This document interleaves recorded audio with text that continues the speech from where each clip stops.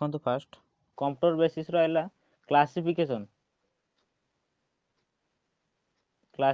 Of computer को आम यदि क्लासिफिकेशन करवा मुख्यतः 3 भाग में विभक्त कर कौन कौन पर 3 भाग में विभक्त कर गोटे गोटे प्रपोज के कारण गोटे व्यवहार कर माने यही कारण माने के ईयर व्यवहार कर से गोटे गला तापर टाइप ऑफ कंप्यूटर माने टाइप अनुसार आ गोटे साइज अनुसार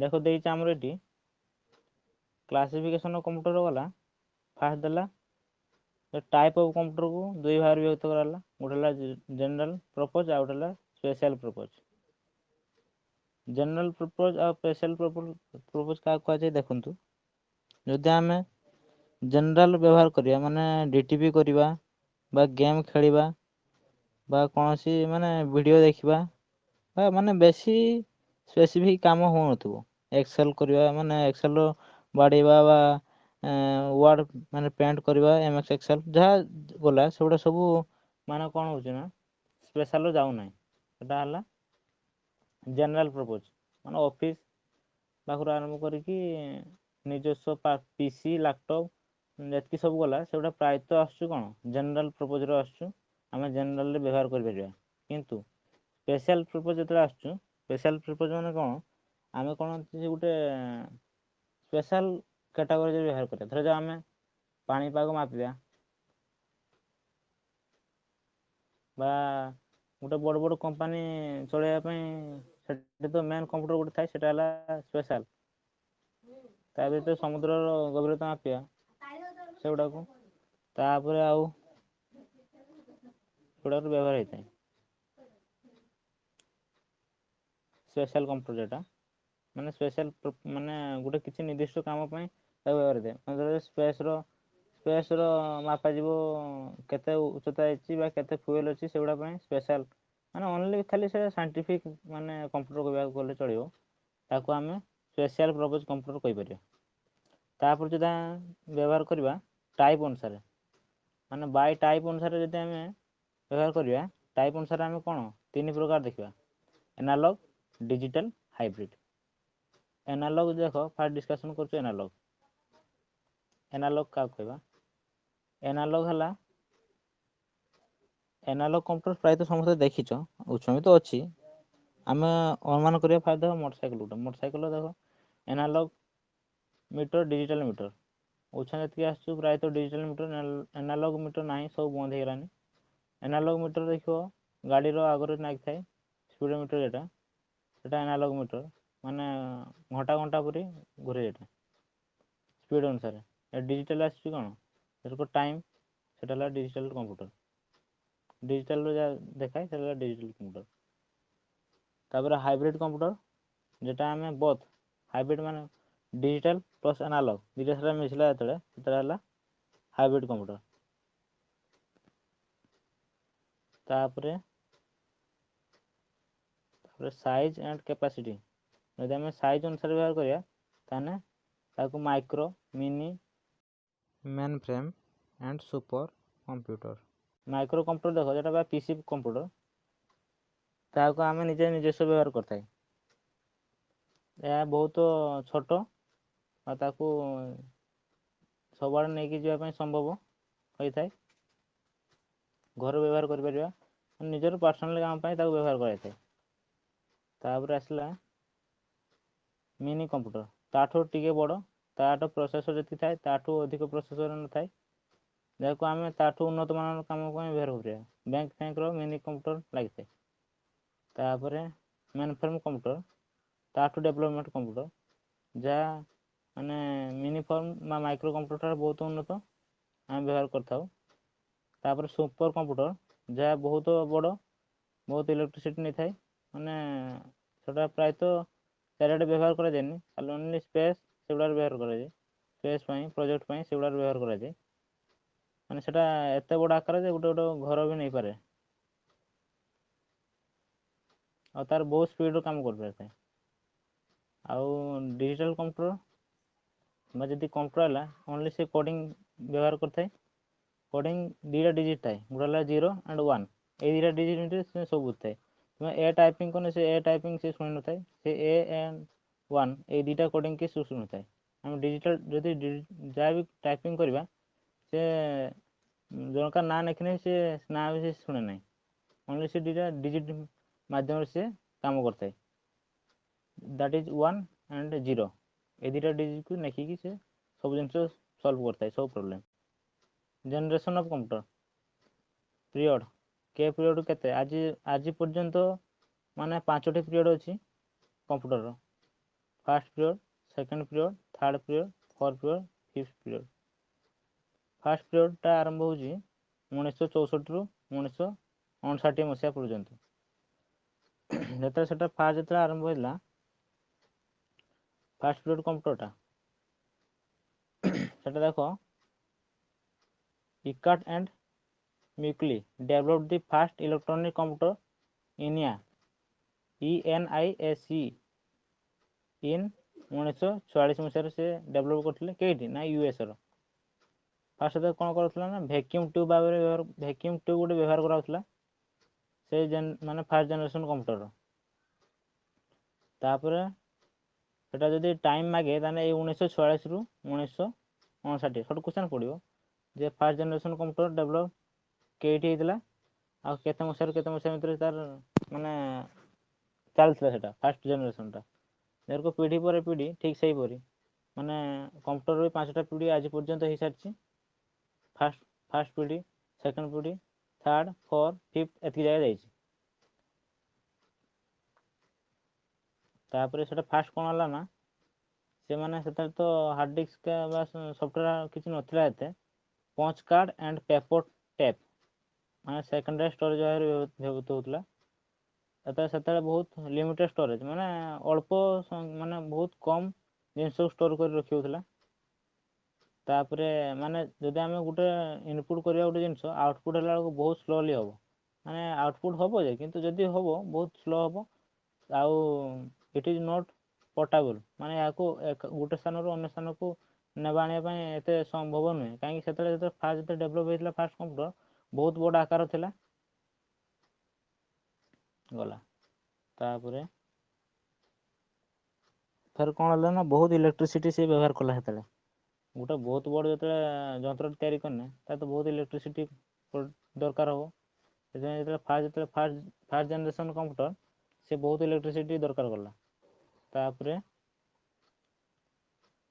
machine code using for a programming language, only programming language ପାଇଁ ବ୍ୟବହାର କରାଉଥିଲା ବା ସିଏ ମାନେ ବ୍ୟବହାର ହେଇପାରୁଥିଲା।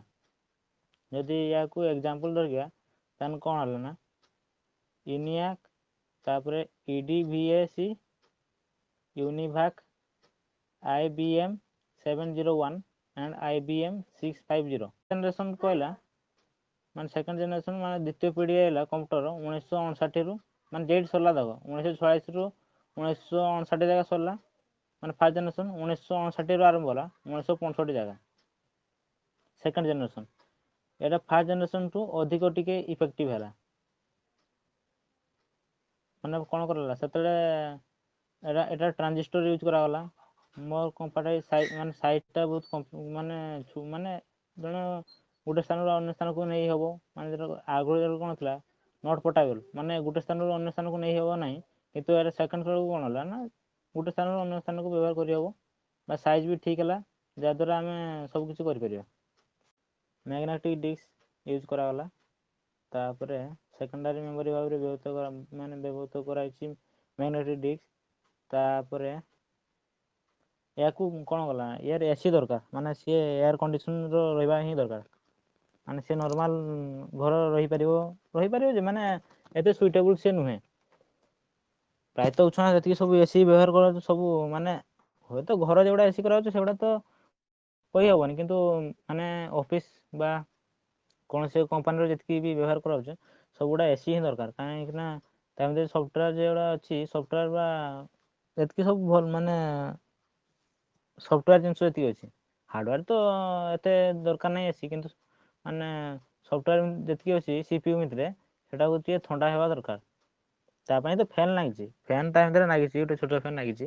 ତଥାପି ମାନେ ACଟା ଦେଲେ ବହୁତ ଭଲ। यहाँ जब एग्जांपल देखा second generation row IBM 1620, IBM 7094, CDC 1604, CDC 3600 and UNI VAC 1808। तापर आसला थर्ड जनरेशन ता आरंभ होला देखो सेकंड जनरेशन सरला 1965 रु से 1965 रु आरंभ होला थर्ड जनरेशन 1971 पर्यंत चलला।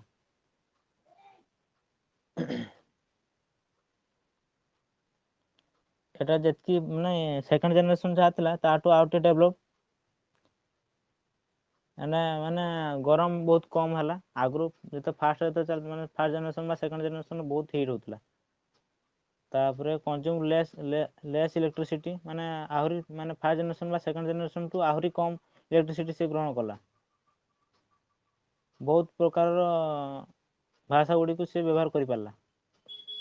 जो थर्ड जनरेशन रो एग्जांपल देखबा ताना आसु IBM 360 series PDP personal data processor, IBM 370 by 168, CDC 316, Honeywell 6000 series एति गला। तापर फोर जनरेशन बा चतुर्थ पीढ़ी केबे आरंभ होला थर्ड जनरेशन रो समाप्ति पर 1971 जे सरला थर्ड जनरेशन फोर जनरेशन आरंभ होला 1971 रु 1980 मध्य आरंभ होला।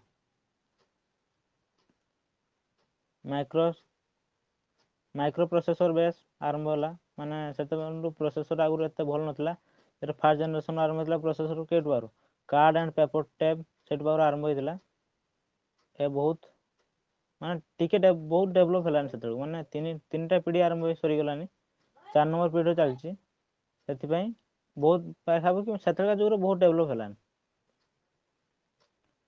तापर आरंभ होला पोर्टेबल माने आमे जे USB व्यवहार करछे USB डाटा केबल प्राय तो समस्त यूनिवर्सल बेस माने सब व्यवहार करछन। मोबाइल प्राय तो आउ के पुन्ना जर को थिला जे डायरेक्ट केबल नागितो एका तो लाइन रो गंजा जीवो उछन सरको के व्यवहार करना सब डाटा केबल व्यवहार करछन्ती माने कंपनी व्यवहार मॉडिफाई करलानी जा द्वारा बहुत सुविधा भी होछु से डाटा केबल को नै कि डेस्कटॉप बा लैपटॉप मजन केंची की आमे ता द्वारा डाटा ट्रांसफर करि परिया बा डाटा केबल माने कोन डाटा ट्रांसफर करिया पई ही व्यवहार होछु एक नंबर बा USB ट्रेडिंग मारे करि परिया विभिन्न प्रकार कार्य करि परिया।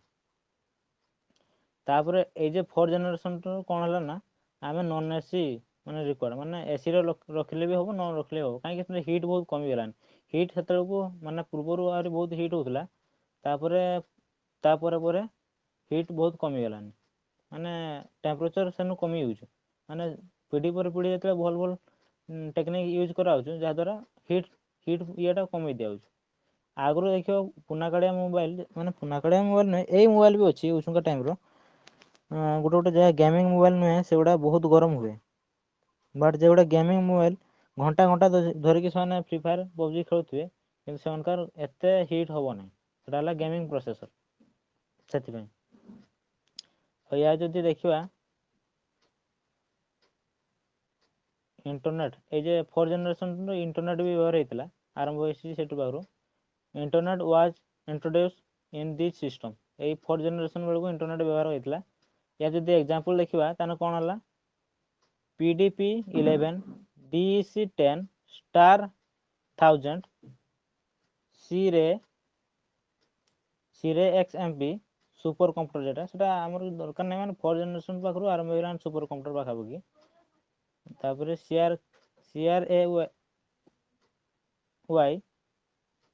1 बा सुपर कंप्यूटर तार फिफ्थ जनरेशन कथा जते चिंता करा जिवो माने फिफ्थ जनरेशन टा कोन ना 1980 माने फोर जनरेशन जे सरला सेट बार आरंभ होला 1980 पाखरु आरंभ होला नाउ माने आज पर्यंत टिल डेट जगह अछि अप टू डेट माने आज पर्यंत जा अछि या पूरा माने फिफ्थ जनरेशन पर नवा जनरेशन आरंभ हेई नाही ए कोन कराला ना use ultra large scalar integrate on circuit प्राय तो सब सर्किट व्यवहार होउछ आगु रे तो सर्किट ही नथला ଆଗରୁ ବଡ଼ ବଡ଼ ମେସିନ୍କୁ ସାର୍କିଟ୍ ବ୍ୟବହାର କରାଯାଉଥିଲା, କିନ୍ତୁ ଉଛୁଙ୍କା କ'ଣ ହେଉଛି ନା ଡାଇରେକ୍ଟ ସାର୍କିଟ୍ ଗୋଟେ ବହୁତ ଛୋଟିଆ ସାର୍କିଟ୍ ଦାମ ବି ବହୁତ ମାନେ 2 ସେଣ୍ଟିମିଟର 4 ସେଣ୍ଟିମିଟର ସାର୍କିଟ୍ ଦାମ ବି ଉଛୁଙ୍କା ମାନେ ମିନିମମ୍ ମାନେ ବେସ୍ ଅନୁସାରେ ଦେଖିବାକୁ ଗଲେ ବହୁତ ରେଟ୍।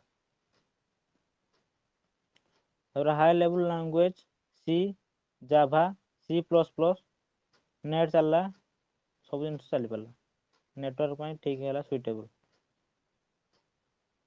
ତାପରେ web development and web technology. Web ଆମେ ଗୁଗଲରେ ୱେବ୍ ତିଆରି କରିପାରିଲେ ଏଇ 5th ଜେନେରେସନରେ। ହାଇ ସ୍ପିଡ୍ ପୋର୍ଟାବୁଲ୍ ଆଣ୍ଡ ରିଲାଏବୁଲ୍, ମାନେ ଆମେ ଗୋଟେ ଡାଟାକୁ ବହୁତ ଶୀଘ୍ର ଟ୍ରାନ୍ସଫର କରିପାରିଲେ ବା ଡାଟାକୁ ବହୁତ ଶୀଘ୍ର ଗ୍ରହଣ କରିପାରିଲେ ବା ନେଇପାରିଲେ ଧୀରେ ଧୀରେ। ୟୁଜ୍ ନ୍ୟାଚୁରାଲ୍ ଲାଙ୍ଗୁଏଜ୍ ପ୍ରୋସେସିଂ, ଆମେ ନିଜସ୍ୱ ଭାଷାକୁ ଆମେ ବ୍ୟବହାର କରିପାରିଲେ। ଯେମିତି ଓଡ଼ିଆ ପାଇଁ ଏତେ ଦିନ ପର୍ଯ୍ୟନ୍ତ କୌଣସି ସଫ୍ଟୱେର୍ ନାହିଁ, ବଟ୍ ଆକୃତି 7.0 ସେ ଯେଉଁ 1 ସଫ୍ଟୱେର୍ ମାନେ ଅଛି ତ ଅଲଗା ସଫ୍ଟୱେର୍ରେ ବହୁତ କିଛି ଅଛି ଯାହା ଏତେ ଭଲ ନୁହେଁ, କିନ୍ତୁ ଆକୃତି ଯାହା ଅଛି ଆକୃତି ହେଲା ମାନେ ଗୋଟେ ଇଂଲିଶଟାକୁ କପି କରିକି ତୁମେ ଆଉ ଗୋଟେ ଜାଗାରେ ପେଷ୍ଟ କରିନେ ଜଣାପଡ଼ିବ, କିନ୍ତୁ ଗୋଟେ ଓଡ଼ିଆ PDF ମାନେ ଓଡ଼ିଆଟାକୁ କପି କରିକି ଗୁଗଲରେ ସର୍ଚ୍ଚ କରିବ ଆସିବ ନାହିଁ, କାହିଁକି ନିଜସ୍ୱ ଡେଭଲପ୍ ନାହିଁ, ମାନେ ସଫ୍ଟୱେର୍ ମାନେ ଏତେ ପର୍ଯ୍ୟନ୍ତ ଓଡ଼ିଆ ପାଇଁ ଡେଭଲପ୍ ହେଇପାରି ନାହିଁ। ତଥାପି କିନ୍ତୁ ଆମେ ଓଡ଼ିଆ ଲେଖିପାରୁଛୁ। ଆମେ 5th ଜେନେରେସନ୍ କଥା ଚିନ୍ତା କରିବା, ତାହେଲେ 5th ଜେନେରେସନ୍ର କ'ଣ ହେଲା ନା ମଲ୍ଟିମିଡ଼ିଆ ମାନେ ବ୍ୟବହାର କରିପାରିଲେ ବା ବହୁତ ପ୍ରକାରର ଜିନିଷ ଆମେ ବ୍ୟବହାର କରିପାରିଲେ। ଆମେ ଗେମ୍ ଖେଳିପାରିଲେ, ତାପରେ ଭିଡ଼ିଓ ଦେଖିପାରିଲେ, ନ୍ୟୁଜ୍ ଶୁଣିପାରିଲେ, ଗୀତ ଦେଖିପାରିଲେ, ଗୀତ ଗାଇପାରିଲେ, ଭିଡ଼ିଓ ରେକର୍ଡ଼ିଂ କରିପାରିଲେ, ସବୁକିଛି ଆମେ କରିବା ପାଇଁ ସକ୍ଷମ ହୋଇପାରିଲେ। କେତେବେଳେ 5th ଜେନେରେସନ୍ ବେଳକୁ, ମାନେ ଆଜି ପର୍ଯ୍ୟନ୍ତ ଆମେ କରିପାରୁଛୁ ସବୁକିଛି। ତାପରେ ୟାର ଯଦି ଏକ୍ଜାମ୍ପଲ୍ ଦେଖାଯିବ ତାହେଲେ ଡେସ୍କଟପ୍ ଆଜି ବ୍ୟବହାର କରୁଥିବା ଡେସ୍କଟପ୍ ବା ପର୍ସନାଲ୍ କମ୍ପ୍ୟୁଟର, ଲ୍ୟାପଟପ୍ ନିଜସ୍ୱ ଯେଟା ମାନେ ବହୁତ ଶୀଘ୍ର ଗୋଟେ ସ୍ଥାନରୁ ଅନ୍ୟ ସ୍ଥାନକୁ ଆମେ ନେଇଯାଇପାରିବା ସକ୍ଷମ ହୋଇଥାଉ। ତାପରେ ନୋଟବୁକ୍ ବା ମୋବାଇଲ, ନୋଟବୁକ୍ଟା ହେଲା ଆଇପ୍ୟାଡ୍ ବା ଯାହା ଟ୍ୟାବଲେଟ୍ ସହିତ ସମାନ ଇତ୍ୟାଦି। ଏଗୁଡ଼ା ହେଲା ତାର ଏକ୍ଜାମ୍ପଲ୍। ଯେଉଁମାନେ ପ୍ରଥମ ଥର ପାଇଁ ଚ୍ୟାନେଲକୁ ଆସୁଛନ୍ତି ଲାଇକ୍, କମେଣ୍ଟ, ସେୟାର, ସବସ୍କ୍ରାଇବ୍ କରନ୍ତୁ, ବେଲ୍ ଆଇକନ୍କୁ ବଜାଇ ଦିଅନ୍ତୁ। 1G, 2G, 3G, 5G ଏବେ ଆସିକି ପହଞ୍ଚି କ'ଣ 5G, ଠିକ୍ ସେହିପରି। ତାପରେ ଆସିଲା component of computer. Component of computer ଯେତେବେଳେ ଆମେ ଆଲୋଚନା କରିବା, ମାନେ କମ୍ପ୍ୟୁଟର ଭିତରେ ଯେଟା ମେନ୍ କ'ଣ, ଦ ହେଡ୍ ଅଫ୍ ଦ କମ୍ପ୍ୟୁଟର ବା brain of the computer is CPU, that central processing unit. ଆମେ ଗୋଟେ ଜିନିଷ ଇନପୁଟ୍ କରୁଛେ, ଦେଖିଲେ ଯେ ଆମେ କୌଣସି ଡାଟା ଏଣ୍ଟ୍ରି କରୁଛେ ବା ଇନପୁଟ୍ କଲେ, ଆଉଟପୁଟ୍ ହେଲା ପ୍ରିଣ୍ଟ ଆଉଟ୍ ବାହାରିଲା ବା ସେଠି ଶୋ କଲା ମନିଟର, ଆମେ ଜାଣିଲେ ଯେ ହଁ ଏଇଟା କାମ ହେଇସାରିଲା। କିନ୍ତୁ ଆମେ 1+1+1 ଯେତେବେଳେ କରୁଛେ ସେତେବେଳେ ଆମେ ସିନା କରିଦେଲେ ଆଉଟପୁଟ୍ ବାହାରିଲା କ'ଣ 3 ହେଲା, 1+1+1=3, କିନ୍ତୁ ସେଟା ଶୋ କରିବାର ମାନେ ତା ଭିତରେ ଗୋଟେ କ'ଣ ଅଛି ନା CPU ଅଛି। CPU ଭିତରେ କ'ଣ ଅଛି, 3ଟା ପାର୍ଟ ଅଛି CPU ଭିତରେ। ଗୋଟେ ମେନ୍ ମେମୋରି, ଗୋଟେ କଣ୍ଟ୍ରୋଲ ୟୁନିଟ୍, ଗୋଟେ ହେଲା ଆରିଥମେଟିକ୍ ଆଣ୍ଡ ଲଜିକ୍ ୟୁନିଟ୍ ବା ALU। କଣ୍ଟ୍ରୋଲ ୟୁନିଟ୍ କାମ କ'ଣ, ସେ ସବୁ ଜିନିଷକୁ କଣ୍ଟ୍ରୋଲ କଲା, ଡାଟା ଆଇଲା ତାକୁ ଆଉଟପୁଟ୍ କଲା, ମାନେ ଡାଟା ଯେ ଇନପୁଟ୍ ହେଲା ତାକୁ ଗ୍ରହଣ କଲା, ଆଉଟପୁଟ୍ କଲା, ସବୁ ଜିନିଷକୁ ତର୍ଜମା କଲା। ଯିଏ ମାନେ କ'ଣ ମାନେ ଓଡ଼ିଆ ଭାଷାରେ କହିବାକୁ ଗଲେ କଣ୍ଟ୍ରୋଲ ୟୁନିଟ୍ କ'ଣ, ଯେ ସମସ୍ତକୁ କଣ୍ଟ୍ରୋଲ କରିଥାଏ। ତାପରେ ମେନ୍ ମେମୋରି ହେଲା ସେକେଣ୍ଡାରୀ ମେମୋରି। ସେକେଣ୍ଡାରୀ ମେମୋରି କିଛି ନାହିଁ। ସେକେଣ୍ଡାରୀ ମେମୋରି ମାନେ CPU ଭିତରେ ପ୍ରାୟତଃ ଏବେ ମାନେ ଦରକାର ନାହିଁ, ମାନେ ବହୁତ ଡେଭଲପ୍ ହେଲାନି, ଯେତିକି ବି ଯଦି ବ୍ୟବହାର ହେଇପାରିବ ବାହାରିଆ ହେଇପାରିବ, କିନ୍ତୁ ସେକେଣ୍ଡାରୀ ମେମୋରିଟା କ'ଣ ମାନେ ବାହାରିଆ ମେମୋରି। ମେନ୍ ମେମୋରିର ରାମ୍ ରୋମ୍ ଆଇଲା, ଦୁଇଟା ସାରା ମେନ୍ ମେମୋରି ସେଗୁଡ଼ା ଆସୁଛୁ। ମାନେ ଫାଷ୍ଟ କ'ଣ ଇଏ ତର୍ଜମା କଲା, ତାକୁ ପ୍ରଥମେ ଷ୍ଟୋର୍ କଲା, ତାପରେ ଆରିଥମେଟିକ୍ ଆଣ୍ଡ ଲଜିକାଲ ୟୁନିଟ୍ କୌଣସି ଏକ ମ୍ୟାଥମେଟିକ୍ସ ଆଇଲା ବା 1+1+1=3, ସେଟା କିଏ କରିବ, ତାକୁ ସଲ୍ଭ କରିବା ସକ୍ଷମ କିଏ, ମାନେ CPU ଭିତରେ ଯେ CU ମାନେ କଣ୍ଟ୍ରୋଲ ୟୁନିଟ୍ ସିଏ କ'ଣ କଲା ନା ଆରିଥମେଟିକ୍ ଲଜିକାଲ ୟୁନିଟ୍ ପାଖକୁ ସିଏ ଫରୱାର୍ଡ଼ କଲା। ତା ରିପ୍ଲାଇରୁ ଆସିଲା ଫେର ଆଉଥରେ ତା ପାଖକୁ ଆନ୍ସର୍ ଆସିଲା 3। 3ଟାକୁ ନେଇକି ସିଏ କ'ଣ କଲା ନା ମାନେ ସେଇ CU ବା କଣ୍ଟ୍ରୋଲ ୟୁନିଟ୍ ସେ କ'ଣ କଲା ନା ଆଉଟପୁଟ୍ ବା ମନିଟର ମାଧ୍ୟମରେ ଆମକୁ ଶୋ କରାଇଲା। ମାନେ ଏଇ ସ୍ପିଡ଼ଟା ଏତେ ଶୀଘ୍ର ହେଉଛି ଯେ ମାନେ ଜଣା ପଡ଼ୁନି, ଜଣାପଡ଼ୁଛି ଆମେ ଖାଲି ଇନପୁଟ୍ କଲାବେଳକୁ ଆଉଟପୁଟ୍ ସାଙ୍ଗେ ସାଙ୍ଗେ ହେଇଯାଉଛି। ଆମେ ଦେଖ ମୋବାଇଲ କଥା ଯଦି ଚିନ୍ତା କରାଯାଏ, ମୋବାଇଲ ଗୋଟେ ଇଣ୍ଟରନାଲ୍ ଷ୍ଟୋରେଜ୍ ଥାଏ ଆଉ ଗୋଟେ ମେମୋରି ଷ୍ଟୋରେଜ୍ ଥାଏ।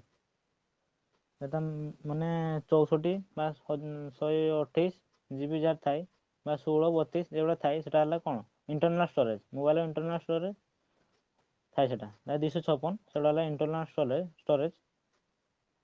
କିନ୍ତୁ ଆମେ ଯେତେବେଳେ ମେମୋରି କାର୍ଡ଼ ପକାଇଥାଉ ବା ଚିପ୍ ପକାଇଥାଉ ସେତେବେଳେ କ'ଣ ହେଇଥାଏ, ତା ସେକେଣ୍ଡାରୀ ମେମୋରି ଭାବରେ କାର୍ଯ୍ୟ କରିଥାଏ। ଠିକ୍ ସେହିପରି ସେକେଣ୍ଡାରୀ ମେମୋରି କମ୍ପ୍ୟୁଟରରେ ଯେତେବେଳେ ବ୍ୟବହାର କରାଯାଉଛି ବା ସେକେଣ୍ଡାରୀ ଷ୍ଟୋରେଜ୍, ସେତେବେଳେ ଆମେ କୌଣସି ଏକ ଏକ୍ସଟର୍ନାଲ୍ ଷ୍ଟୋରେଜ୍ ବ୍ୟବହାର କରିଥାଉ ବା ଭାର୍ଚୁଆଲ୍ ମେମୋରି ବ୍ୟବହାର କରିଥାଉ।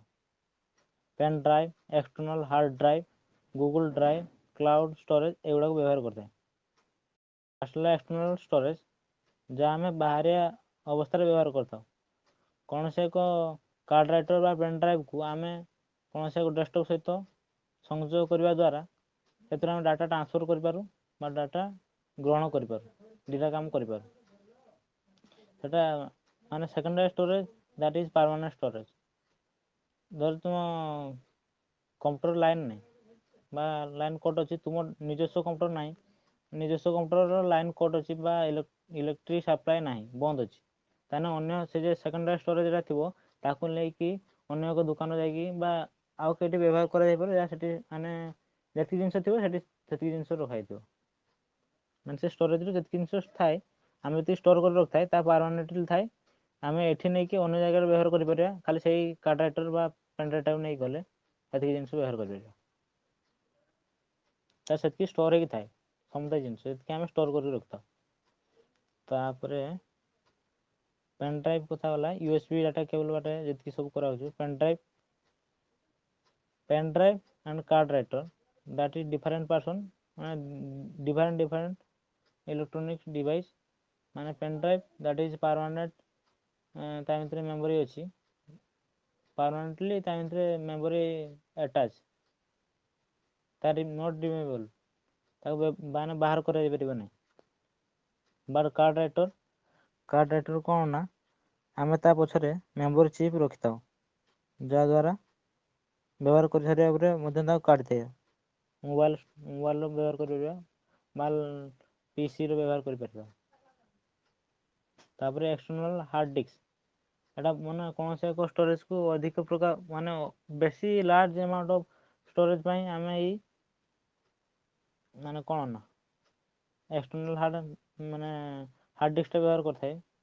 ପେନ୍ ଡ୍ରାଇଭ୍ଟା ହାଏଷ୍ଟ କାପାସିଟି କ'ଣ 4GB, 8GB, 16GB, 32GB, 64GB ଏତିକି ବ୍ୟବହାର ବୁଝାନ୍ତୁ, ଅଧିକା ବି ଆସିଲାନି, ହାଏଷ୍ଟ ସେତିକି। କିନ୍ତୁ ଏକ୍ସଟର୍ନାଲ୍ ହାର୍ଡ଼ ଡିସ୍କଟା କ'ଣ ମାନେ କାପାସିଟି 500GB, 1GB ଏତିକି ବ୍ୟବହାର କରିଥାଉ। ତାପରେ ନେକ୍ସଟ ହେଲା ଗୁଗଲ୍ ଡ୍ରାଇଭ୍ କ୍ଲାଉଡ୍ ଷ୍ଟୋରେଜ୍। ଆମେ ପ୍ରାୟତଃ ସମସ୍ତେ ଯେତିକି ମେଲ୍ ଥିବ ସେମାନେ ତ ସମସ୍ତେ ଗୁଗଲ୍ ଡ୍ରାଇଭ୍ ରଖିଥିବେ, ଗୋଟେ ମେଲ୍ର ଗୋଟେ ଗୁଗଲ୍ ଡ୍ରାଇଭ୍ ଆଟାଚ୍ ହେଇପାରିବ, ଯେତେଟା ମେଲ୍ ଖୋଲିପାରିବ ସେତେଟା ଗୁଗଲ୍ ଡ୍ରାଇଭ୍ ଆଟାଚ୍ ହେଇପାରିବ। ତାପରେ କ୍ଲାଉଡ୍ ଷ୍ଟୋରେଜ୍, ଜିଓ କ୍ଲାଉଡ୍, ଯାହାର ଜିଓ ଥିବ ଜିଓ କ୍ଲାଉଡ୍, ଅନ୍ୟାନ୍ୟ ବହୁତ ଷ୍ଟୋରେଜ୍ ବାହାରିଲାନି, ମାନେ କ୍ଲାଉଡ୍ ବାହାରିଲାନି, ଯାହାଦ୍ୱାରା ମାନେ ଗୁଗଲ୍ରେ ଡ୍ରାଇଭ୍ ଦେଖ ଅଳ୍ପ ଷ୍ଟୋରେଜ୍ ପାଇଁ ସେ ଆମକୁ ରଖିଛି ଯେ ଏତିକି ଷ୍ଟୋରେଜ୍ ରଖିବ, ତୁମକୁ ପଇସା ଦେବା ପାଇଁ ପଡ଼ିବନି, ଓନ୍ଲି ଫ୍ରି। ବଟ୍ ବଡ଼ ବଡ଼ କମ୍ପାନୀମାନେ ସେଇ ଗୁଗଲ୍ ଡ୍ରାଇଭ୍ ବ୍ୟବହାର କରୁଛନ୍ତି ତାଙ୍କ ଷ୍ଟୋରେଜ୍ ପାଇଁ, ସେମାନେ କମ୍ପାନୀ ମାନେ ଗୁଗଲ୍କୁ ପଇସା ଦେଇକି ବ୍ୟବହାର କରୁଛନ୍ତି। ଯେତେ ଅଧିକା ବ୍ୟବହାର କରିବ ସେତେ ଅଧିକା ପଇସା ଦେବା ପାଇଁ ପଡ଼ିବ। ଯେହେତୁ ବ୍ୟାଙ୍କର ପଇସା ରଖିଲେ ଅଧିକା ପଇସା ରଖିଲେ ସେ ଆମକୁ ସୁଧ ଦେଇଥାଏ, ଠିକ୍ ସେହିପରି ଆମେ ଯଦି ତାକୁ ଡାଟା ରଖିବା ତାହେଲେ ଆମକୁ ପଇସା ଦେବା ପାଇଁ ପଡ଼ିବ। ଆମେ ତା ଜିନିଷ ବ୍ୟବହାର କଲେ ମାନେ ଆମକୁ ପଇସା ବାହାର କରିବା ମାନେ ଦେବା ପାଇଁ ପଡ଼ିବ। ବଟ୍ ସେ ଗୁଗଲ୍ ଡ୍ରାଇଭ୍ ବା ଜିଓ କ୍ଲାଉଡ୍ ଯେତିକି ଜିନିଷ ସେଗୁଡ଼ା ସେଫ୍, ଫୁଲ୍ଲି ସେଫ୍, 100% ସେଫ୍।